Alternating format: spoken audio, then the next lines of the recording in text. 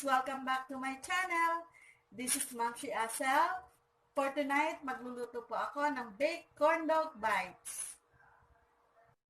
Start cooking na po ang mga ingredients. Pancake mix, sliced hot dog, egg, water, salt and pepper. For me, it's optional kahit po wala. I-mix na po ang mga ingredients. Egg.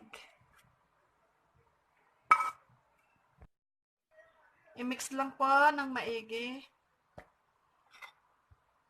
hanggang maghalo ang egg and pancake mix.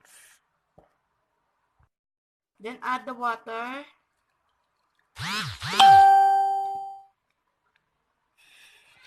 Nag-message.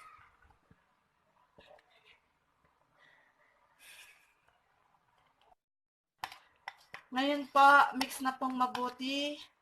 Pwede na pong ilagay ang sliced hotdog. Lagay na po ang sliced hotdog.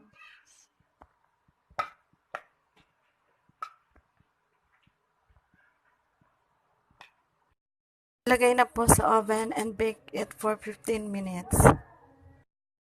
Pansit, luto na po ang baked corn dog bites. Ganyan lang kasimple mga mamshi. So why don't you try? I'll see you again. Don't forget to subscribe to my channel.